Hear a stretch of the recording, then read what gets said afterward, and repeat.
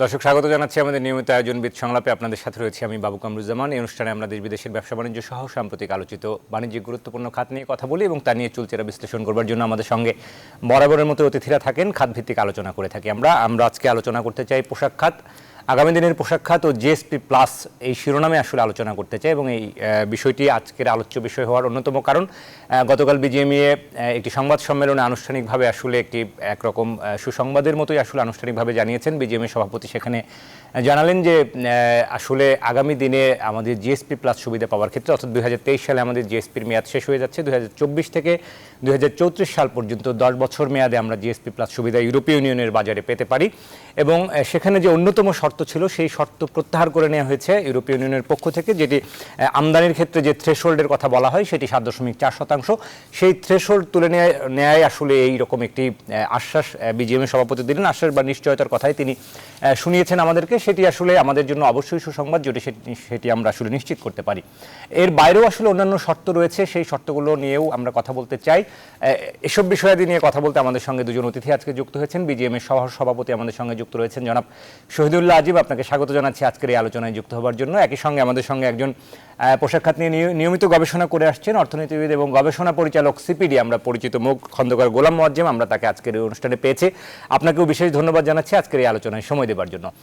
আমরা মূলত আগামী দিনের পোশাক খাত এবং জিএসপি প্লাস এই শিরোনামে কথা বলবো। তার আগে আমাদের হাতে গতকাল যে আনুষ্ঠানিকভাবে বিজিএমএ সভাপতি যে অনুষ্ঠানটি করেছেন সেটি নিয়ে আমাদের যে প্রতিবেদনটি রয়েছে, চলুন এক নজরে সেই প্রতিবেদনটি শুরুতেই দেখে আসি।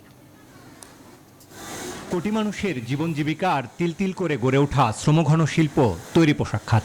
মহামারীর ধাক্কায় রপ্তানিতে ছন্দপতন হলেও তা এখন অনেকটাই কাটিয়ে উঠেছে। তবে রপ্তানি বাড়লেও বিশ্ববাজারে পোশাকের মূল্য কমছে, জানিয়ে উদ্বেগ উদ্যোক্তাদের। কেবল যুক্তরাষ্ট্রের বাজারেই গেল এক বছরে পোশাকের দাম কমেছে 8%। বাংলাদেশি পোশাকের ভাবমূর্তি ও ব্র্যান্ডিং তুলে ধরতে উত্তর আমেরিকা সফর শেষে বিজিএমইএর এই সংবাদ সম্মেলন, যেখানে পোশাক শিল্পের সাম্প্রতিক চ্যালেঞ্জ ও বিশ্ব দরবারে বাংলাদেশি পোশাকের ব্র্যান্ডিং এর কথা তুলে ধরেন বিজিএমইএ সভাপতি। বলেন, দেশের পোশাক শিল্প ক্রেতাদের সব চাহিদা পূরণ করলেও বিশ্ববাজারে বাংলাদেশি পোশাকের দাম কমছে, যা থেকে বেরিয়ে আসতে সমন্বিত পদক্ষেপ প্রয়োজন। আমরা উত্তর আমেরিকার সফরের মাধ্যমে আমাদের অ্যাপারেল ডিপ্লোমেসির কাজটি নতুনভাবে শুরু করেছি। আগামী দিনগুলোতে আমরা আরও নতুন নতুন বাজার ক্যাম্পেইন করব, সভা সেমিনার ও মেলায় অংশগ্রহণ করব। বিগত বছরগুলোতে শিল্পে যে পরিবর্তন এসেছে তা বিশ্ববাসীর কাছে তুলে ধরব। ইউরোপের বাজারে জিএসপি সুবিধার মেয়াদ শেষ হচ্ছে 2023 সালে। তবে 2024 সাল থেকে জিএসপি প্লাস বা শুল্কমুক্ত বাজার সুবিধা পাওয়ার অন্যতম শর্ত 7.4% আমদানি থ্রেশহোল্ড থেকে অব্যাহতি দিয়েছে ইউরোপীয় ইউনিয়ন, যা সুসংবাদ উল্লেখ করে বিজিএমএ সভাপতি বলেন, 2024 সাল থেকে ইউরোপীয় ইউনিয়নের বাজারে জিএসপি প্লাস সুবিধা পেতে কোনো বাধা নেই বাংলাদেশের। এবং আগামী 10 বছরের জন্য তারা যে জিএসপি আপনারা সবাই দেখেছেন যে 2024 থেকে 34 এর যে নতুন প্রপোজালটা তাদের পার্লামেন্টে দিয়েছে, সেখানে এই থ্রেশহোল্ডটা তুলে নিয়েছে। সুতরাং এখন থেকে আমাদের এই থ্রেশহোল্ড নিয়ে চিন্তা করতে হবে। সংবাদ সম্মেলনে বলা হয়, নতুন বাজার তৈরি, প্রতিযোগিতা সক্ষমতা ও দক্ষতা নিশ্চিত করা গেলে বিশ্ববাজারে বাংলাদেশের হিস্সা মাত্র 6.5% থেকে তা আরও বাড়ানো সম্ভব। বাবু কামরুজ্জামান, নিউজ 24, ঢাকা। আমরা রিপোর্টটি দেখছিলাম, আলোচনায় যেতে চাই আগামীর পোশাক খাত এবং জিএসপি প্লাস এই শিরোনামে কথা বলবো। শুরুতেই বিজিএমএর সহসভাপতি আমাদের সঙ্গে রয়েছেন জনাব শহীদুল্লাহ আজিম। আপনার কাছ থেকেই জানতে চাইবো যে এই যে নিশ্চয়তার জায়গাটি বা বিজিএমএর সভাপতি যেটি বললেন, এটি নিয়ে আরেকটু কি বলবেন যে আমরা কি আসলে এর বাইরেও তো আসলে অনেক শর্ত রয়েছে, যেটি নিয়ে খন্দকার গোলাম মোয়াজ্জেমের কাছেও আসলে জানতে চাইবো। জিএসপি প্লাসের যে অন্যতম শর্তের কথা আপনারা তুলে ধরলেন, আসলেই কি আমরা ইউরোপীয় ইউনিয়নের বাজারে এটি এখনই নিশ্চিত করে বলতে পারি যে 2024 সাল থেকে 34 সাল পর্যন্ত আমরা জিএসপি প্লাস সুবিধাটি পাবো? জনাব শহীদুল্লাহ আজিম। আপনি ধন্যবাদ। বিজেপি সভাপতি বলছিলেন যে 2024 থেকে 2034 পর্যন্ত মিনিটে আমাদের অনেকগুলো ইউরোপিয়ান ইউনিয়নের অ্যাম্বাসেডারের সঙ্গে আমাদের আলোচনা হয়েছে। ওনারা আমাদের বিজেপি এসেছিলেন, আমরা বুঝাতে চেষ্টা করেছি প্যান্ডেমিক এবং বিভিন্ন কারণে সেই একটু বিলম্বিত করার জন্য সেই শর্তগুলো। আরেকটা ব্যাপার হলো, সেই ছাড়া অনেকগুলো ওনাদের পর্যবেক্ষণ আছে, অনুশাসনের যেগুলো আমাদের মানতে হবে, যেমন আমাদের মানবাধিকার আছে, অবকাঠামোগত উন্নত আছে, কর্মপরিবেশ আছে, এগুলো আমাদের কাজ করতে হবে। চাইল্ড লেবার আছে, অনেকগুলো আমাদের ফেভারে আছে, যেগুলো আমরা অলরেডি করেছি, ভয়ের কোনো কারণ নেই। তারপরে আমরা বলবো যে যেহেতু প্যান্ডেমিক ছিল, এই জন্য আমরা ওনাদের বোঝানোর চেষ্টা করেছি যে আমাদের এই টাইমটা একটু লম্বা করার জন্য, 34 পর্যন্ত এটা করার জন্য, যেখানে 26 থেকে শুরু হবে 3 বছর গ্রেস পিরিয়ড থাকবে, 29 পর্যন্ত আমরা এই সুবিধা পাবো। তারপরে থেকে দেখা যাবে যে ওরা জিএসপি প্লাস এর দিকে আমাদের হাঁটতে হবে। জিএসপি প্লাস এত তাড়াতাড়ি শুরু না করতে হবে, বললাম যে এটাকে আমাদের একটু সময় দেওয়ার জন্য, কেন অনেকগুলো পর্যবেক্ষণ বাকি আছে, সেগুলো আমরা করছি এবং আমরা চেষ্টা করবো ওনাদের যেগুলো অনুশাসন যেগুলো আছে সবগুলো মেনে আমরা চলবো। জি, কিন্তু এক্ষেত্রে এই যে শর্তটি অব্যাহতির কথা বললেন, সেই শর্ত কি আসলে ইউরোপীয় ইউনিয়ন থেকে আনুষ্ঠানিকভাবে তুলে নেওয়া হয়েছে, নাকি এক ধরনের মৌখিক আশ্বাস আসলে এটি? না, সেটা অলরেডি ইউরোপিয়ান ইউনিয়ন যারা পার্লামেন্টে ওঠার কথা ছিল, সেখানে এই থ্রেশহোল্ড যেটা আছে 7.4 ছিল, আমরা ইন মিডিয়াম 20 ভাগে বেশি আমরা করছি ওখানে। মানে ওদের একটা সিস্টেম আছে ইম্পোর্ট পলিসিতে, 7.4 এর উপরে উঠলে তারা জিএসপি প্লাস ওখানে দিবে না বা ইত্যাদি।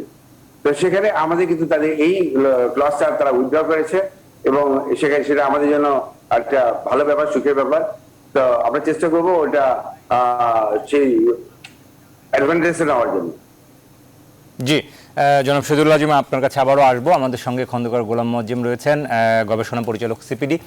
খন্দকার গোলাম মোয়াজ্জেম, আপনার কাছ থেকে আসলে আপনার পর্যবেক্ষণ জানতে চাইবো যে আপনি নিয়মিত তৈরি পোশাক নিয়ে গবেষণা করেন এবং আপডেটেড থাকেন।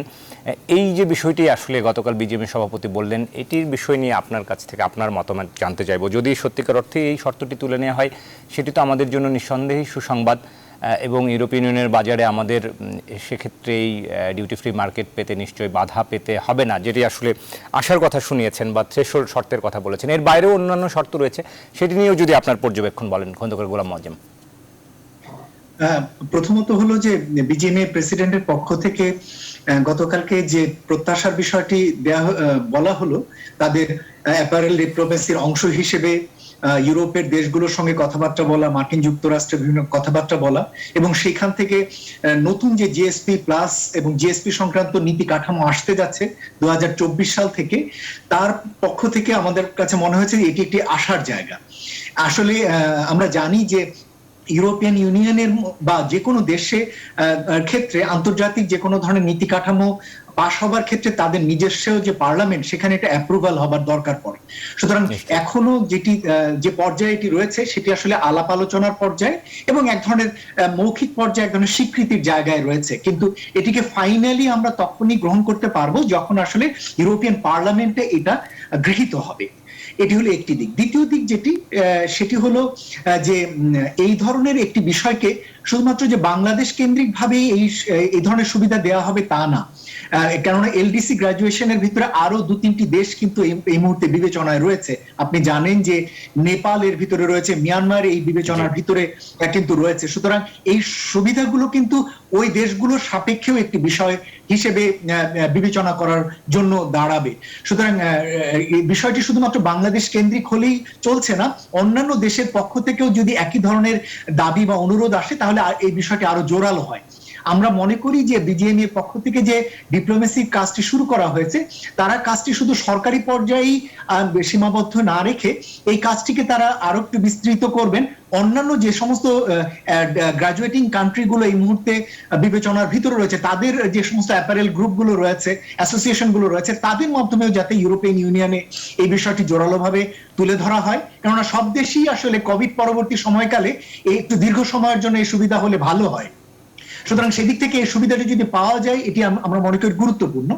একই সাথে এই ধরনের সুবিধাটি দেওয়ার ক্ষেত্রে শুধুমাত্র সাপ্লাইং কান্ট্রিগুলোর দিক থেকেই অনুরোধটি গুরুত্বপূর্ণ ঠিকই, কিন্তু আমি মনে করি যে ব্র্যান্ড বায়ার, ওই সমস্ত দেশগুলোর ব্র্যান্ড বায়ার, ওই সমস্ত দেশগুলোর যে সিভিল রাইটস নিয়ে যে সমস্ত অর্গানাইজেশন কাজ করে তারা, লেবার রাইটস নিয়ে কাজ করে তারা, এমনকি একই সাথে কনজিউমার গ্রুপ যেগুলো রয়েছে ওই সমস্ত দেশগুলো, তারাও যদি একই সাথে এই সময়কালে ইউরোপিয়ান ইউনিয়নে তাদের দিক থেকে লবি করেন, তাহলে এটি পাওয়ার বিষয়টি আরো সহজতর হবে। সুতরাং যে প্রত্যাশার জায়গায় রয়েছি, এই প্রত্যাশার জায়গাটিকে বাস্তবায়ন করার ক্ষেত্রে আগামী 2 বছর খুবই খুবই গুরুত্বপূর্ণ, কেননা এটি ফাইনালি অ্যাপ্রুভাল হওয়ার আগ পর্যন্ত আমি মনে করি যে অ্যাসোসিয়েশন এবং সরকারের পক্ষ থেকে ministry of commerce, ministry of foreign affairs এবং মিনিস্ট্রি অফ লেবারের যৌথ উদ্যোগ দরকার হবে ইউরোপিয়ান ইউনিয়ন, ইউরোপিয়ান কমিশনের সঙ্গে, এবং গুরুত্বপূর্ণ যে দেশগুলো সেখানে রয়েছে, জার্মানি, নেদারল্যান্ডস, ডেনমার্ক, ইউকে না, এই কয়েকটি দেশের সঙ্গে যোগাযোগ রাখা,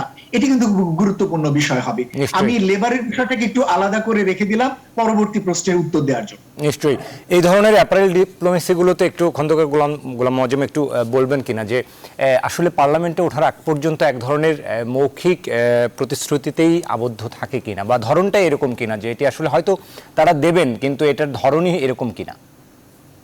দেখুন, ইউরোপের দেশগুলোতে এই ধরনের প্রক্রিয়াগুলো খুবই গণতান্ত্রিক এবং এই বিষয়গুলো কিন্তু সকল পক্ষের কাছ থেকে কিন্তু মতামত চাওয়া হয়, এবং তারা যখন নতুন করে জিএসপি এই নীতি কাঠামো আগামী 10 বছরের জন্য ফর্মুলেট করছিলেন, তখন এটি কিন্তু পাবলিক হিয়ারিং এর জন্য কিন্তু তারা একটা ওপেন করে দিয়েছিলেন ড্রাফটটি, সকলেই কিন্তু মতামত দেওয়ার সুযোগ পেয়েছিলেন। আমি যতদূর জানি যে বাংলাদেশের পক্ষ থেকেও সরকার এবং বেসরকারি পর্যায়ে বিভিন্ন সংস্থা, গবেষণা প্রতিষ্ঠান সেখানে কিন্তু তাদের মতামত প্রদান করেছে।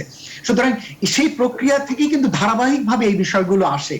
দ্বিতীয় যে বিষয়টি সেটি হলো, যে কোনো ধরনের একটি সুবিধাদি যখন তারা দেওয়ার কথা ভাবেন, তখন এটিকে তারা একটু প্রথমত ইস্যুটি তুলে সকল পক্ষের মতামতটি বোঝার চেষ্টা করেন, এর বিরোধিতা রয়েছে কিনা, এর পক্ষে অবস্থান রয়েছে কিনা। সুতরাং সেই বিষয়গুলো কিন্তু এখন চলছে। সুতরাং এই আলোচনাটি শুধুমাত্র যে বাংলাদেশ কেন্দ্রিক হচ্ছে তা না, ইউরোপিয়ান ইউনিয়ন বা কমিশনের এই আলোচনাগুলো কিন্তু অন্যান্য গ্রাজুয়েটিং দেশগুলোর সঙ্গে হচ্ছে। সুতরাং সকলেই মিলে যদি এই সময়কালে এই ডিপ্লোমেসির কাজটি চালিয়ে যান, তাহলে এটি ফাইনালি এটি লিপিবদ্ধ হবার জোরালো সম্ভাবনা থাকবে। নিশ্চয়ই আমরা শহীদুল আজিমের কাছে ফিরতে চাই। জনাব শহীদুল আজিম, এটি আমাদের জন্য অবশ্যই সুসংবাদ, কেননা ইউরোপের বাজারে আমরা প্রায় 60% রপ্তানি করে থাকি, শুধুমাত্র ইউরোপীয় ইউনিয়নের বাজারেই। একটু যদি বলেন যে আমরা আসলে এই যে অ্যাপারেল ডিপ্লোমেসিগুলো চলছে, পাশাপাশি আমরা যে এফটিএ এর কথা বলা হয়, যে ভিয়েতনাম যেটি করছে, যে অন্যান্য এফটিএ এর দিকে মনোযোগ দিচ্ছে, আমাদের সেই দিকটাই আসলে আরেকটু সজাগ হওয়া বা আরেকটু মনোযোগী হওয়ার প্রয়োজনীয়তা আছে কিনা, বা সেখানে আমরা কতখানি তৎপর রয়েছি? অবশ্যই সেই ভিয়েতনাম কিন্তু এফটি ব্যাপারে অনেকগুলো দেশের সঙ্গে ইতিমধ্যে এফটিএ করেছে, এবং আমাদের ইউরোপিয়ানের পাশাপাশি অন্যান্য দেশের সঙ্গে এফটিএ নিয়ে আমাদের কাজ করতে হবে একই সময়। তা আমি বলবো যে এটা আমাদের প্রয়োজন, আমাদের রাষ্ট্রীয় ভাবে এবং আমাদের অ্যাসোসিয়েশন যারা আছে সবাই মিলে এটা চেষ্টা করতে হবে। এফটিএটা কিন্তু আমাদের করতে হবে, কিন্তু এফটিএ যদি না করে দেখা যাবে ওই সুযোগ সুবিধাগুলো তারা পাবে কিন্তু আমরা পাবো না, আমাদের কম্পিটিশনে পড়ে যাবো, প্রাইসের দিক দিয়ে সব দিক দিয়ে আমরা তাদের সঙ্গে একটা সুস্থ প্রতিযোগিতা করতে পারবো না। এফটির ব্যাপারে রাষ্ট্রীয় ভাবে এটা দেখতে হবে। আমরা যারা আছি, আমাদের অ্যাসোসিয়েশন যারা আছে, তারাও চেষ্টা করবে অ্যাপারেল ডিপ্লোমেসি যেটা আছে। এবং আমি আজকে আমাদের ডেনমার্কে অ্যাম্বাসিডার আজকে বিজিএমে আসবেন, আগামীকাল জার্মানি অ্যাম্বাসিডার আসবেন। আমরা কিন্তু আমাদের কাজ করছি, আমরা কিন্তু অলরেডি কাজ করছি, সেগুলোর ব্যাপারে তাদের বোঝানোর চেষ্টা করছি। আমাদের এগুলো আমাদের আমরা যদি এগোতে চাই মধ্য পর্যায়ে আমাদের অন্য দেশে আমরা যেতে পারি, তখন দেখা যাবে যে আমাদের অনেকগুলো সুযোগ সুবিধা বন্ধ হয়ে যাবে। এই মুহূর্তে কিন্তু আমরা সেভাবে প্রস্তুত না। হঠাৎ করে জিএসপি বন্ধ করে দেয়, তাহলে দেখা যাবে আমরা অনেক পিছিয়ে পড়বো অর্থনৈতিক ভাবে এবং এক্সপোর্টের দিক দিয়ে।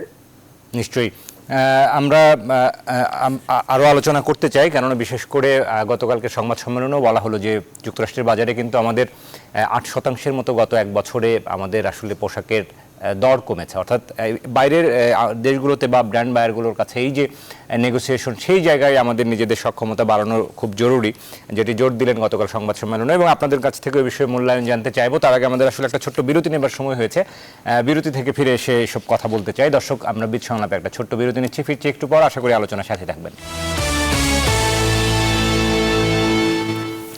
দর্শক, বিরতির পর আবারও স্বাগত জানাচ্ছি বিদ সংলাপে। আমরা আজকে কথা বলছি আগামীর পোশাক খাত ও জিএসপি প্লাস এই শিরোনামে। আমাদের সঙ্গে দুজন অতিথি যুক্ত রয়েছেন। শহীদুল আজিম রয়েছেন সহসভাপতি বিজিএমইএ, এবং খন্দকার গোলাম মোয়াজ্জেম আমাদের সঙ্গে রয়েছেন সিপিডির গবেষণা পরিচালক। দুজনকে আরও একবার স্বাগত জানাই।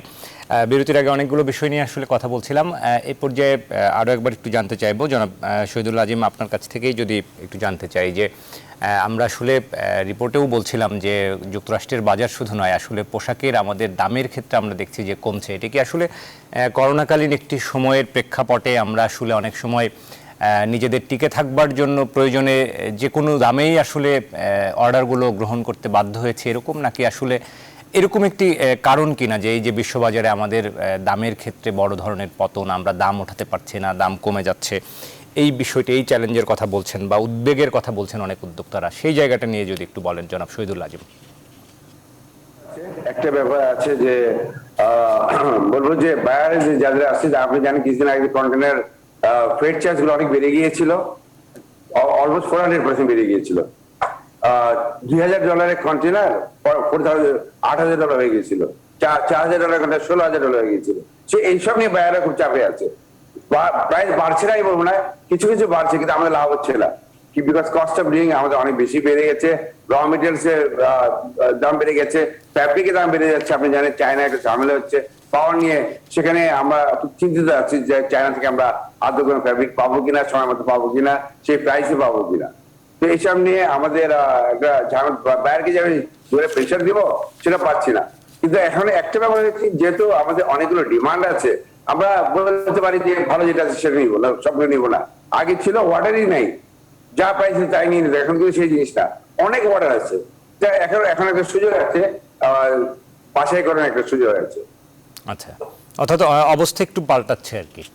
নিশ্চয়ই আমরা খন্দকার গোলাম মুয়াজ্জেমের কাছ থেকে জানতে চাইবো যে আসলে আমাদের নিজেদের যে পোশাক খাতের প্রতিযোগিতা সক্ষমতা বাড়ানোর কথা, এবং একই সঙ্গে আমরা অ্যাপারেল ডিপ্লোমেসির কথা বিরতির আগে বলছিলাম, কিন্তু যে এফটিএ নিয়ে আমি শহীদুল আজিম বলছিলেন, খন্দকার গোলাম মুয়াজ্জেম আপনার পর্যবেক্ষণ একটু জানতে চাইবো যে ভিয়েতনাম কিন্তু আসলে এই ধরনের বিষয়গুলো নিয়ে হয়তো সোচ্চার নয়। আমরা যেটি জিএসপি প্লাস নিয়ে আজকে আলোচনা করছি, তারা হয়তো এটি নিয়ে ভাবছেন না অথবা আলোচনা করছেন না, কিন্তু তারা কিন্তু তাদের নিজেদের সক্ষমতা বা নিজেদের বাজার ধরে রাখছেন, নিজেদের দামের ক্ষেত্রেও তাদের হয়তো এরকম পতন হচ্ছে না, এই সার্বিক বিষয়গুলো, এবং তারা কিন্তু এফটিএগুলো করছেন, সেই জায়গায় তারা অনেক বেশি সোচ্চার। তো এটি নিয়ে একটু বলবেন কিনা যে আমরা সেই জায়গায় একটু পিছিয়ে পড়ার একটি শঙ্কা থেকে যায় কিনা? আমি আসলে এর আগে যে বক্তব্য দেয়া হয়নি সেটি দিয়ে শুরু করি। প্রথমত হলো যে আমাদের কিন্তু হিউম্যান লেবার রাইটস এবং এনভায়রনমেন্টাল ইস্যুস এন্ড গভর্নেন্স, এই চারটি জায়গায় কিন্তু আগামী দিনে জোরভাবে নজর দিতে হবে। এবং সেটির ক্ষেত্রে এখন যে আইএলও এবং অন্যান্য হিউম্যান রাইটস কনভেনশন যে 27টি রয়েছে, তার ভিতরে কিন্তু আমরা 26টি স্বাক্ষর করেছি। আমরা মিনিমাম এজ বা যেটাকে চাইল্ড লেবার বলছি আমরা, সেটি এখনো স্বাক্ষর করিনি। আমাদের এটা ইমিডিয়েটলি এটি স্বাক্ষর করতে হবে। মনে রাখতে হবে যে এই স্বাক্ষরের চাইল্ড লেবারের বিষয়টি কিন্তু শুধুমাত্র গার্মেন্টস সেক্টর কেন্দ্রিক কোনো বিষয় না, এটি কিন্তু বাংলাদেশের সকল খাতের চাইল্ড লেবারের কথা বোঝায়। সুতরাং সেদিক থেকে কিন্তু আমাদের প্রস্তুতির বিষয়টা শুধুমাত্র গার্মেন্টস খাত করলো এবং বলে বসলাম যে হ্যাঁ আমরা সব করে ফেলেছি, এরকম যেন আমাদের মানসিকতা না থাকে। কারণ চাইল্ড লেবারের বড় সমস্যা রয়ে গেছে ট্রান্সপোর্ট সেক্টরে, হোটেল রেস্টুরেন্ট সেক্টরে, বিশেষ করে ইনফর্মাল ইকোনমিতে। ইনফর্মাল ইকোনমিতে প্রচুর সে সমস্যা রয়েছে। এটি হলো, সুতরাং হিউম্যান এন্ড লেবার রাইটস এর ক্ষেত্রে আমাদের বড় রকমের প্রস্তুতি দরকার আছে। এমনকি গার্মেন্টস সেক্টরেও আমরা কিন্তু লেবার প্র্যাকটিস গুলো কিন্তু এখনো পুরোভাবে হচ্ছে না। যেমন আমরা বলে থাকি যে হ্যারাসমেন্টের ইস্যুটা, ওয়ার্কপ্লেস হ্যারাসমেন্ট, সেটি কিন্তু এখনো রয়ে গেছে। সেক্সুয়াল হ্যারাসমেন্ট কমেছে, ওয়ার্কপ্লেস হ্যারাসমেন্ট কিন্তু এখনো ইজ এ কনসার্ন। সুতরাং সেই দিকে কিন্তু নজর দেওয়ার বিষয় রয়েছে। দ্বিতীয় যে বিষয়টি এফটিএ যে আলোচনাটি করলেন আপনি, আমাদের কিন্তু মনে রাখা দরকার যে বাংলাদেশের মতো একটা দেশের সঙ্গে কেউ যখন এফটিএ করার কথা ভাববে, তখন সে ভাববে যে এই দেশটির সঙ্গে এফটিএ করে আমার কি লাভ। সেটি কিন্তু সে ভিয়েতনামের সঙ্গে করার ক্ষেত্রে তার অনেক ধরনের লাভালাভের জায়গাগুলো সে দেখে। ইকোনমি অনেক বেশি ডাইভার্সিফাইড, সেখানে ম্যানুফ্যাকচারিং এর সাথে সাথে service sector ready, skill labour force রয়েছে, পাশেই র ম্যাটেরিয়ালের প্রচুর সাপ্লাই রয়েছে। সুতরাং সেই দেশটিকে অনেকে চুজ করতে পারে এবং বড় দেশগুলো এই কারণেই ভিয়েতনামের সঙ্গে এফটিএ করছে। কিন্তু বাংলাদেশ যদি এখন বলেও যে হ্যাঁ আমিও তো ভিয়েতনামের মতো তোমাকে পণ্য সাপ্লাই দিচ্ছি, তখন সে বলবে তোমার গার্মেন্টস ছাড়া আর আছে কি? তখন এই যে গার্মেন্টস ছাড়া আছে কি, এই উত্তর কিন্তু আমাদের খুব বেশি নাই। সুতরাং আমি যেটি বলবো যে ধাপে ধাপে আমাদের এফটিএ তে যাওয়া দরকার, এবং সেটির জন্য ভালো দিক হচ্ছে যারা ওই বড় দেশগুলোর সঙ্গে এফটিএ করছে তাদের সাথে আমরা এফটিএ করব। যেমন আমাদের টার্গেট হওয়া উচিত ইউরোপিয়ান ইউনিয়নের সঙ্গে টার্গেট না করে বরঞ্চ ভিয়েতনামের সঙ্গে আমাদের এফটিএ টার্গেট করা উচিত। তাহলে যেটি হবে, আমরা ওই যে একটি নেটওয়ার্ক গড়ে উঠবে ভিয়েতনাম ইউরোপিয়ান ইউনিয়নের সঙ্গে, সেই নেটওয়ার্কের লিঙ্কেজে আমরা যখন ঢুকতে পারবো তখন আমরাও এখানে অর্ডার, ইনভেস্টমেন্ট এবং বিভিন্ন ধরনের ফ্যাসিলিটির পার্ট হতে পারবো। ঠিক একইভাবে আমাদের উচিত হবে ইন্ডিয়ার সঙ্গে এক ধরনের কম্প্রিহেন্সিভ পার্টনারশিপ করা, যার আন্ডারে ইন্ডিয়া এখন যেহেতু ইউরোপিয়ান ইউনিয়নের সঙ্গে এফটিএ এর আলোচনা করছে, সুতরাং তার পার্ট আমরা তখন কিন্তু হবার চেষ্টা করলে আমরা ওই প্রোডাকশন নেটওয়ার্কের অংশ হতে পারবো। সুতরাং এইভাবে আমাদের ধাপে ধাপে এগোতে হবে, এবং যখন তারা বুঝবে যে হ্যাঁ বাংলাদেশ একটা বড় প্রোডাকশন নেটওয়ার্কের অংশ, তখন তারাও আগ্রহ দেখাবে বাংলাদেশের সঙ্গে ওই ধরনের চুক্তিগুলো করবার ক্ষেত্রে। সুতরাং আমাদের ওইভাবে ধীরে ধীরে এগুনোর প্রয়োজন রয়েছে। আর সর্বশেষে যে বিষয়টি বলবো, যে প্রাইসিং এর ক্ষেত্রে আমি অনুরোধ করব অ্যাসোসিয়েশনকে তার ফ্যাক্টরিগুলোকে বোঝাতে যে ওভার ক্যাপাসিটি কিছু কিছু পণ্যের ক্ষেত্রে একটা মাথা ব্যথার কারণ হয়ে দাঁড়িয়েছে। বাংলাদেশে এমন কিছু পণ্য রয়েছে যেগুলো এত বেশি ওভার ক্যাপাসিটি, যেটা ব্র্যান্ড বায়াররা এটিকে ব্যবহার করেন। সুতরাং এবং ওভার ক্যাপাসিটির জন্য মালিকরাও দুর্বল থাকেন প্রাইস নেগোসিয়েশন করতে গিয়ে, মনে করেন যে অর্ডার না পেলে আমি এতগুলো ওয়ার্কারকে বসিয়ে কিভাবে টাকা দেব, এই করতে গিয়ে আমরা প্রাইসে হেরে যাচ্ছি। অ্যাসোসিয়েশনের উচিত হবে তাদের মেম্বারদেরকে বোঝানো কিভাবে নতুন নতুন পণ্যে তারা যাতে ক্যাপাসিটি বাড়ান, এক্সপানশনে যান, এবং ওই ধরনের ব্র্যান্ড বায়ারদের সঙ্গে তাদেরকে লিঙ্কেজ করে দেওয়া, যাতে তারা ওই ধরনের নতুন পণ্যের বাস্কেটে তারা যাতে আস্তে আস্তে কাজ করা শেখেন এবং ধীরে ধীরে ওই পণ্যগুলো এখানে তৈরি করেন। নন কটনের কথা শুনছি, আগামী দিনে বাজেটে হয়তো নন কটন রিলেটেড সাপোর্ট গুলো আসবে। আমরা মনে করি যে গার্মেন্টস সেক্টরের উচিত হচ্ছে নতুন পণ্য বাস্কেটে, নন কটন বেস পণ্য বাস্কেটে, ওয়েমেন ওয়্যার, চাইল্ড ওয়্যার, বিভিন্ন ধরনের নতুন যে সমস্ত পণ্য বাস্কেটে ধীরে ধীরে আমাদের ক্যাপাসিটি বাড়ানো। তাহলে এখানে যে ডাইভার্সিফাইড পণ্য বাস্কেট হবে, সেটি কিন্তু চায়না থেকে যখন অর্ডার বের হয়ে আসছে, ইনভেস্টমেন্ট বের হয়ে আসছে, সেগুলো তখন বাংলাদেশে আসতে শুরু করবে। নিশ্চয়ই অনেকগুলো বিষয় আসলে সুনির্দিষ্ট করে উত্থাপন করেছেন। অনেক ধন্যবাদ খন্দকার গোলাম মজিম। আমরা শহীদুল আজিম আপনার কাছ থেকেও এই বিষয় নিয়ে আসলে জানতে চাইবো যে এই যে আসলে আপনাদের যারা সদস্য সংগঠন রয়েছে, সদস্য প্রতিষ্ঠান রয়েছে, তাদের কথা যদি বলি, গার্মেন্টস ফ্যাক্টরি যেটি খন্দকার গোলাম মজিম বললেন, সেই জায়গাটি নিয়ে আসলে বিজিএমের পক্ষ থেকে আরও কাজ করবার সুযোগ রয়েছে কিনা, যে তাদের আসলে আরেকটু প্রতিযোগিতা সক্ষম করে গড়ে তোলা, তাদেরকে আরেকটু পণ্য বৈচিত্র্যকরণের দিকে মনোযোগ দেওয়া, সেই জায়গাগুলো আমরা এখনও অনেক পিছিয়ে রয়েছে কিনা। যদিও আমরা আলোচনা করছি, আমরা মূল্য সংযোজনের কথা বলছি, ভ্যালু অ্যাডেড প্রোডাক্টের কথা বলছি। আমি মজিম ভাইয়ের সঙ্গে একেবারে একমত। প্রোডাক্ট ডাইভার্সিফিকেশন যেতে হবে। আমাদের মেইন প্রোডাক্ট হচ্ছে ট্রাউজার, প্যান্ট, ব্লাউজ, এসব নিয়ে আটকে থাকলে হবে না। ঘুরে ফিরে 4-5টি আইটেম গেলে অনেক প্রোডাক্ট আছে। আমরা তো হয়তো 5-7টা করি, ওয়ার্ল্ডে দেখবেন 180টার মতো প্রোডাক্ট আছে। তা আমরা যদি ওই কিছু আমরা যদি ডাইভার্সিফিকেশন যেতে পারি প্রোডাক্টের দিক দিয়ে, তাহলে আমরা খুব এটা ভালো হবে। তখন দেখা যাবে যে সব মিলিয়ে কামড়াকামড়ি করবেন একটা প্রোডাক্ট নিয়ে। তো এটা খুব ভালো একটা দিক। আর এটা বলবো যে আমাদের এখানে এখন কিন্তু সেখানে কোনো ব্যাপার নেই। ডিমান্ড যখন থাকবে, অনেক অর্ডার যখন আসে, তখন আমি অটোমেটিক আমার ভিতর থেকে যাওয়া হবে যে আমি এটা করবো না, কেন কম দামে পয়সা আমি প্রাইসটা করবো। তখন এই না বলা শেখাটা, এটা বিরাট একটা, আমি বলবো একটা পজিটিভ দিক আমাদের জন্য। তা না হলে দেখবেন সমস্ত যা দিল তাই নিতে হবে, লস হলে নিতে হবে, এত এন্ড অফ দ্য ডে আমার ঋণ পাবে ব্যাংকে, আমার এই শেখাতে বেরিয়ে আসতে হবে। তো এখানে আমাদের আরো মনোযোগ দিতে হবে। আমার মনে হয় এখন যে মার্কেট আছে, আমাদের যারা উদ্যোক্তা যারা আছেন, যারা এক্সপোর্টার আছেন, তারা খুবই কনসার্ন। এখন কিন্তু তারা বেছে অর্ডার করে দিচ্ছে, একেবারে সব যেমন তেমন অর্ডার নিচ্ছে না। এটা আমি আপনাকে আশ্বস্ত করতে পারি। জি, নিশ্চয়ই সেটি হওয়া উচিত। আসলে আমরা আরেকবার একটু ছোট্ট বিরতি থেকে ফিরে আসতে চাই। বিরতি থেকে ফিরে এসে আরও আলোচনা করব আর পোশাক খাতের আগামী দিনের চ্যালেঞ্জ নিয়ে আরও শুনতে চাই আপনাদের কাছ থেকে। দর্শক, বিট সংলাপে আমরা আরেকটা ছোট্ট বিরতি নিচ্ছি, ফিরছি একটু পর। আশা করি এই আলোচনার সাথে থাকবেন। দর্শক, আরও একবার স্বাগত জানাচ্ছি বিট সংলাপে। আমরা কথা বলছি আগামীর পোশাক খাত এবং জিএসপি প্লাস শিরোনামে। আমাদের সঙ্গে দুজন অতিথি যুক্ত রয়েছেন। অনেকগুলো বিষয় আসলে উঠে এসছে। জনাব শহীদুল আজিম, আপনাকে দিয়ে শুরু করবো আবারও। সুনির্দিষ্ট করে কিছু বিষয় আসলে জানতে চাইবো যে খন্দকার গোলাম মজিম কিন্তু কিছুক্ষণ আগে বলছিলেন যে আমাদের আসলে জিএসপি প্লাসের ক্ষেত্রে যাওয়ার ক্ষেত্রে বা আগামী দিনের কমপ্লায়েন্স নিশ্চিত করবার ক্ষেত্রে যে হিউম্যান রাইটসের বিষয়গুলো রয়েছে, চাইল্ড লেবারের বিষয়গুলো রয়েছে, এই যে বিষয়গুলো পুরোপুরি কমপ্লায়েন্স হবার ক্ষেত্রে কিন্তু একটি বড় অন্তরায়। তো সেই জায়গাগুলো আমরা আসলে খুব সোচ্চার হয়ে কাজ করছি কিনা, এবং যদিও আমরা জানি যে পোশাক খাতে হয়তো যেটি চাইল্ড লেবার সেভাবে নেই, কিন্তু অন্যান্য অনেক ইনফরমাল ইকোনমিতে রয়েছে, খন্দকার গোলাম মজিম বলছিলেন। তো সেই জায়গাটিও আমাদের সোচ্চার হওয়ার প্রয়োজন কিনা, কেননা এটিও তো একটি অন্যতম শর্তের মধ্যেই পড়ে আসলে। অবশ্যই মজমের যে কথা বলছেন, এখানে কিন্তু দুইটা চারটে ভাগ আছে। একটা রাষ্ট্রীয় ভাবে করতে হবে, একটা আমাদের সেক্টর দিয়ে করতে হবে। রাষ্ট্রীয় ভাবে করতে হবে যেমন সুশাসন, অবকাঠামো, রাষ্ট্রীয় ভাবে করতে হবে। আমাদের এখানে যেগুলো আছে, হ্যারাসমেন্টের কথা যেগুলো বললেন, এগুলো আমাদের দেখার বিষয় আছে, এটা আমাদের কন্ট্রোল করতে হবে। শুধু আমাদের সমন্বিত ভাবে কাজ করতে হবে। ওনারা কিন্তু অ্যাডভান্টেজ দিবে একটা সেক্টরকে না, একটা দেশকে। দেশে যেগুলো ব্যাপার আছে সবগুলোকে তাদের পর্যবেক্ষণে যেগুলো আছে আমাদের অনুশাসনকে মেনে চলতে হবে, তাহলে কিন্তু ওনারা দিবেন না। মজমে যেটা বলেন যে 2 বছর পরে এটা আবার রিভিউ হবে। তো এই ব্যাপারে আমাদের সবাইকে সজাগ থাকতে হবে যে আমাদের দেশ যেমন বঞ্চিত না হয় সেই সুযোগ সুবিধা থেকে। আমি আমার সেক্টর ঠিক করলাম, অন্য সেক্টর হলো না। আমি আপনাকে বলতে চাইলে আমাদের সেক্টর একেবারে নেই, জিরো। হ্যাঁ, ওনাদের গবেষণা মহাসভায় গবেষণা আছে, কিন্তু কিছু কিছু ব্যাপার আছে সেগুলো আমাদের আরো সজাগ থাকতে হবে। আমি সুশাসনের ব্যাপারে আমি কিছু করতে পারবো না, এটা রাষ্ট্রীয় ভাবে দেখতে হবে, অবকাঠামোগত ভাবে রাষ্ট্রীয় ভাবে দেখতে হবে। রাষ্ট্র যেহেতু কাজ করছে, সব ব্যাপারে অনেক কাজ করছে, তো সেগুলোকে আমাদের প্রস্তুতি নিতে হবে, আমাদের প্রোঅ্যাক্টিভ হতে হবে।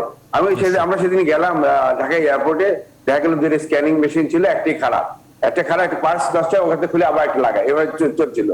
ওনার চিন্তা ভাবনা করে না যে একদিন এটা বন্ধ হয়ে যাবে। হ্যাঁ, বন্ধ হয়ে গেছে, এটা চলছে না।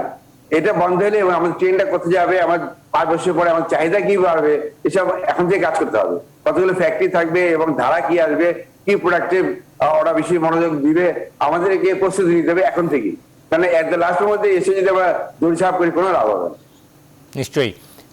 একই সঙ্গে একটু বলবেন কিনা যে আমাদের আসলে সার্বিকভাবে আমাদের যে পোশাক রপ্তানির লক্ষ্য, সেই লক্ষ্যের জায়গা থেকে তো আসলে কিছু ছন্দপতনের জায়গা ঘটেছে কোভিডের কারণে, কিন্তু বর্তমান পরিস্থিতি বিবেচনায় আপনি উদ্যোক্তা হিসেবে কি মনে করছেন যে আমরা আসলে আগামী দিনে আমাদের যে প্রবৃদ্ধির ধারা সেটি আসলে কোন দিকে যেতে পারে, সেই সম্ভাবনার জায়গাটি নিয়ে যদি একটু বলেন। আমি খুবই অপটিমিস্টিক, খুবই আশাবাদী। আমাদের প্রবৃদ্ধি যেটা আমরা লস করেছিলাম $6 বিলিয়ন, অলরেডি $3 বিলিয়ন আমরা গত বছর কাভার করেছি। এই বছর আমার মনে হয় আমরা চেষ্টা করছি $4-5 বিলিয়ন কাভার করতে। কিন্তু এখানে একটা ব্যাপার আছে, দেখা যাবে অনেক সময় যে হয়তো প্রাইস গুলো বাড়ছে, ইনফ্যাক্ট কিন্তু আমরা লাভবান হচ্ছি না। আমরা কষ্ট সব সময় বাড়ছে, দিন দিন বাড়ছে। গত বছর যদি মনে করেন এটা 13% ছিল, এই বছর 17% হয়ে গেছে, কারণ এই টাইমে চলছে। তো এইগুলোর ব্যাপারে আমাদের যেখানে আছে, যে স্টেক হোল্ডার যারা আছে, সবাইকে সহনশীল পর্যায়ে থাকতে হবে। হঠাৎ করে কোনো কিছু করা যাবে না, এবং আমার ডাইভার্সিফিকেশনে আমাদের মনোযোগ দিতে হবে। প্রোডাক্ট ডাইভার্সিফিকেশন বলেন, এবং আমাদের সেই ম্যানমেড ফাইবার বা এইসব কথা যেগুলো বলছি, এখন থেকে কাজ শুরু করতে হবে। তাহলে দেখবেন আবার আমরা ব্যাক বেঞ্চে হয়ে যাবো। আমরা যেভাবে এগোচ্ছিলাম, এই ধারাটা ধরে রাখতে হবে, টেকসই করতে হবে। তো আমার আশা যে আমরা অবশ্যই আমাদের প্রবৃদ্ধি বাড়বে, সামনের দিনগুলো অনেক বাড়বে। নিশ্চয়ই, আমরাও সেটি আশা করি। আমরা একটু খন্দকার গোলাম মজিমের কাছ থেকে জানতে চাইবো যে বিশ্ববাজারে আসলে আমাদের পোশাকের যে শেয়ার আমরা এখনো বলি সেটি 6.26, অর্থাৎ 6.25% মতো। এই যে শেয়ার, সেটি বাড়ানোর নিশ্চয়ই সুযোগ রয়েছে, এবং সেই জায়গাটি নিয়ে আমরা আসলে যে ধরনের কাজ করা দরকার, আপনি অনেকগুলো বিষয় অলরেডি বলেছেন পরোক্ষভাবে, যে আমাদের পণ্য বহুমুখীকরণ করা, আমাদের যোগাযোগ আরও বাড়ানো, আমাদের নিজেদের দক্ষতা বাড়ানো, সেই জায়গাগুলোর পাশাপাশি আমরা আসলে আর সুনির্দিষ্ট করে এখন তো করোনা পরবর্তী আবার একটি সচল অর্থনীতির দিকে আমরা যাচ্ছি, সেই জায়গায় কোন বিষয়গুলোতে আসলে আমাদের একটু পর্যবেক্ষণ বা আমাদের নিবিড় পর্যবেক্ষণ বা আরেকটু দায়িত্বশীল হওয়ার প্রয়োজন বলে মনে করেন খন্দকার গোলাম মজিম? আমার মনে হয় যে আমাদের এখানে উদ্যোক্তাদের সবচেয়ে বড় যে মানসিক পরিবর্তনটি প্রয়োজন হবে, সেটি হলো স্বল্পোন্নত দেশের সুবিধা কাঠামো থেকে বেরিয়ে এসে উন্নয়নশীল দেশের জন্য যে প্রতিযোগিতা সক্ষমতার কাঠামো, সেই মানসিকতার জন্য নিজেদেরকে প্রস্তুত করা। মনে রাখা দরকার যে এই জিনিস আর বেশি দিন আমাদের এখানে থাকছে না। সুতরাং সেটি যদি করতে হয়, তাহলে যেগুলো আপনি বলছেন, দক্ষতা, উৎপাদনশীলতা, সেটা তো অবশ্যই, কিন্তু একই সাথে শ্রমমান নিশ্চিত করা, শ্রম অধিকার নিশ্চিত করা, পরিবেশ মানদণ্ডে উত্তরণ ঘটানো, এই জিনিসগুলো কিন্তু গার্মেন্টস সেক্টরের জন্য খুবই খুবই খুবই গুরুত্বপূর্ণ হবে আগামী দিনগুলোর জন্য। সুতরাং আমরা যেগুলো সাইন করিনি সেগুলোর কথা ঠিক আছে, কিন্তু যেগুলো স্বাক্ষর করেও ঠিকমতো প্রতিপালন করছি না, সেগুলো কিন্তু আগামী দিনের জন্য আমাদের কনসার্ন হবে। মনে করুন যে শ্রমিকদের যে সংগঠন করবার অধিকার, যেটি নিয়ে ট্রেড ইউনিয়ন নিয়ে আমাদের উদ্যোক্তাদের সবসময় একটা চাপা, উৎকণ্ঠা, উত্তেজনা কাজ করে, সেটি সেটিকে কিভাবে তারা বাস্তবায়ন করবেন সেটির একটি কাঠামো চিন্তা করা যায়, এটিকে কিভাবে সুন্দরভাবে পরিপালন করা যাবে কারখানা পর্যায়ে, সেদিকে লক্ষ্য রাখা। দ্বিতীয়ত হলো কারখানা পর্যায়ে যে বিভিন্ন সময় শ্রমিকদের ছাঁটাই হয়ে থাকে বা বাদ দিতে হয় বিভিন্ন কারণে, সেগুলো কিন্তু যথাযথ নিয়ম প্রক্রিয়া মেনে ওগুলো করবার দরকার পড়বে। আগামী দিনে কিন্তু এগুলো যেন তেন ভাবে আসলে করবার সুযোগ থাকবে না। ঠিক আছে, সেদিক থেকে কিন্তু শ্রমিকদের জন্য কিন্তু বেকার ভাতা বা বেকার ইন্স্যুরেন্স অথবা ইনজুরি ইন্স্যুরেন্স, এই ধরনের মেকানিজম গুলো কিন্তু আগামী দিনে চিন্তা করা দরকার। সেটিও আমার কাছে মনে হয় যে গুরুত্বপূর্ণ। একই সাথে আমি বলবো যে তারা আমাদের উদ্যোক্তাদের উচিত হবে কিছু স্ট্যান্ডার্ড কিছু প্র্যাকটিস সেট করা। যেমন আমি মনে করি যে কারখানা পর্যায়ে শ্রমিকদের ন্যূনতম এডুকেশনাল লেভেল সেট করা, কারখানা পর্যায়ে যারা দেখবেন হিউম্যান রিসোর্স ডেভেলপমেন্টের যারা থাকবেন, ম্যানেজারের যারা থাকবেন, জিএম ফ্লোর ম্যানেজার যারা থাকবেন, তাদের প্রত্যেককে কিছু ন্যূনতম এডুকেশনাল এবং ট্রেনিং এর কিছু কোয়ালিফিকেশন সেট করে দেওয়া, যাতে এই সমস্ত ট্রেনিং ছাড়া তাদেরকে ওই ধরনের জবে যাতে না নেওয়া হয় সেটির জন্য এখানে প্রস্তুত করা, ফলে ওই ধরনের ট্রেনিং এর ব্যবস্থা করা। আর সর্বশেষে আমি বলবো সেটি হলো যে বিদেশি বিনিয়োগকে সাথে নিয়ে কাজ করা, যৌথভাবে কাজ করার মানসিকতা করা। এতদিন উদ্যোক্তারা নিজেরা পেরেছেন, খুবই ভালো, একটা জায়গায় তারা নিয়ে যেতে পেরেছেন, কিন্তু আগামী দিনে বিদেশি উদ্যোক্তাদেরকে যদি সাথে না নেওয়া যায়, এককভাবে খুব বেশি আগানো কিন্তু আমাদের জন্য কষ্টকর হবে। নিশ্চয়ই, অনেক ধন্যবাদ, অনেক সুনির্দিষ্ট করে অনেকগুলো বিষয় আসলে তুলে ধরেছেন। আমরা শহীদুল আজিম আপনার কাছ থেকে একেবারে অনুষ্ঠানের শেষ পর্যায়ে রয়েছি, ছোট করে জানতে চাইবো যে যখন আমরা জিএসপি প্লাস নিয়ে আলোচনা করছি তখন কিন্তু যুক্তরাষ্ট্রের বাজারে আমরা কিন্তু জিএসপি পুনরুদ্ধার করতে পারিনি, সেটি নিশ্চয়ই আমাদের এই কমপ্লায়েন্স ইস্যুতেই আসলে পারিনি, এবং সেটি হয়তো রাজনৈতিক একটি কারণও রয়েছে, রাজনৈতিক সিদ্ধান্তের বিষয় রয়েছে, তারপরেও আমরা পারিনি। সেই জায়গাটি নিয়ে কি একটু বলবেন কিনা যে আমরা আসলে যুক্তরাষ্ট্রের বাজারে যে জিএসপি সুবিধাটা আসলে আর পুনরুদ্ধার করতে না পারার বিষয়টি? জিএসপি যুক্তরাষ্ট্রের ব্যাপার বলবো আমি, পুরোপুরি পলিটিক্যাল ব্যাপার। তারা কিন্তু অলওয়েজ গিভ এন্ড টেকে বিশ্বাসী, সে কিছু দিবে, সে কিছু চায়। অলরেডি আমরা ইতিমধ্যে বেশ কয়েকবার আলোচনা করেছি, তারা স্টেট কাজে কথাই বলেছে যে আমরা আমাদের দেশে কি দিচ্ছে, আমরা কি পাচ্ছি। ওরা কিন্তু এটা খুব চুলচেরা বিচার করে।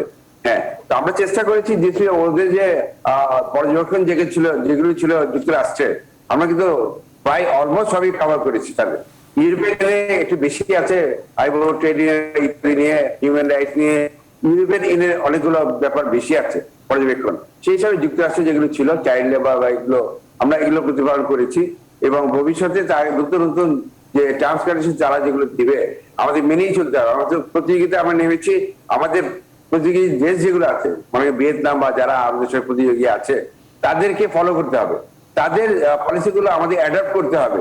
তাহলে দেখা যাবে যে আমরা সুস্থ প্রতিযোগিতা টিকে থাকতে পারবো। নিশ্চয়ই, অনেক ধন্যবাদ। শেষ বক্তব্য শুনবো খন্দকার গোলাম মজিম আপনার কাছ থেকে। অনুষ্ঠান শেষ করবার আগে যে আমরা যেহেতু আজকে আলোচনার শিরোনাম বলছিলাম আগামীর পোশাক খাত এবং জিএসপি প্লাস, এই জিএসপি প্লাসের যে সুসংবাদ সেটি আসলে আমরা যদি সুনিশ্চিত করতে চাই সেক্ষেত্রে সুনির্দিষ্টভাবে কোন কাজগুলো করা উচিত বলে মনে করেন, যদি ছোট করে একটু আমাদেরকে বলেন শেষ কথা হিসেবে। আমি উদ্যোক্তাদেরকে বলবো যে কোন ধরনের সবসময় যে একটি টার্গেট নিয়ে বা জিএসপি প্লাস করবার জন্য আমরা করছি, ওই মানসিকতা না নিয়ে আমাদের পোশাক খাতকে সামগ্রিকভাবে এক ধরনের সাস্টেইনেবল ইন্ডাস্ট্রিতে পরিণত করবার জন্য যে উদ্যোগগুলো এতদিন পর্যন্ত অব্যাহত রেখেছি সেটিকেই যেন সামনের দিনে আমরা ধরে রাখি। আমরা কর্মপরিবেশের উন্নতি করেছি, খুবই ভালো। আমরা এখন পরিবেশ মানদণ্ডে উন্নীত হতে চাই, সেখানে আমাদের উদ্যোক্তারা কাজ করবেন। শ্রমমানের জায়গাগুলোতে আমরা আরো কাজ করতে চাই, সেই জায়গায় আমাদের দিনে তারা কাজ করবেন। তাহলে ন্যাচারাল ওয়েতেই আমরা মনে করি যে জিএসপি প্লাসের যে শর্ত সেটা আমাদের এখানে পূরণ করা সম্ভব হবে। এবং আগামী দিনের জন্য আর এই ধরনের সুবিধা কাঠামো ভিত্তিক তৈরি পোশাক খাতের চেয়ে অনেক বেশি দক্ষতা কেন্দ্রিক, উৎপাদনশীলতা কেন্দ্রিক একটি গার্মেন্টস সেক্টর আমাদের দরকার। সেদিকে নিয়ে যাওয়ার জন্য সকলের একসাথে কাজ করতে হবে। নিশ্চয়ই, অনেক ধন্যবাদ জানাচ্ছি। আপনারা আজকের এই আলোচনায় সময় দিয়েছেন এবং অনেকগুলো বিষয় আসলে উঠে এসছে। আমরা একটি সেট অফ স্ট্যান্ডার্ডের কথা আপনি আসলে বলছিলেন, যে কেননা আসলে আগামী দিনে এই বিষয়গুলো আসলে নিশ্চিত করবে যে পোশাক খাত আগামী দিনে কতখানি টেকসই হবে এবং টেকসইভাবে এটি একটি উৎপাদনশীল খাত হিসেবে বিবেচিত হবে, যেটি আসলে বাংলাদেশের অর্থনীতির আমরা সবসময় বলি যে সবচেয়ে বড় রপ্তানি নির্ভরতা যেহেতু আমাদের এই পোশাক খাতকে ঘিরে যেহেতু অনেক বিপুল সংখ্যক মানুষের কর্মসংস্থান, রুটি রুজি এবং এটি একটি ঐতিহাসিক বা আমাদের একেবারেই পুরনো একটি শিল্প। সার্বিকভাবে আসলে এটির নিবিড় যে পর্যবেক্ষণ তত্ত্বাবধান সেই বিষয়গুলো নিয়ে আসলে আপনারা বলছিলেন। আপনাদের দুজনকে অসংখ্য ধন্যবাদ জানাচ্ছি আজকের এই আলোচনায় আমাদেরকে সময় দিয়েছেন। আমরা আশা করব পোশাক খাত বিশ্ববাজারে তাদের যে হিস্সা সেখানে আরও শক্তিশালী অবস্থান তৈরি করবেন এবং প্রতিযোগী দেশগুলো যারা রয়েছেন চীন, ভিয়েতনাম, তাদের থেকে কোনো কিছুতে আসলে পিছিয়ে থাকবে না, বরং সমান তালে এগিয়ে যাবে। সেই প্রত্যাশা রেখে আজকের মতো আমরা এই আলোচনা শেষ করছি। আগামী দিন দেখা হবে নতুন বিষয় নিয়ে, নতুন অতিথির সাথে। দর্শক, আপনারা ভালো থাকুন, সুস্থ থাকুন, নিরাপদে থাকুন।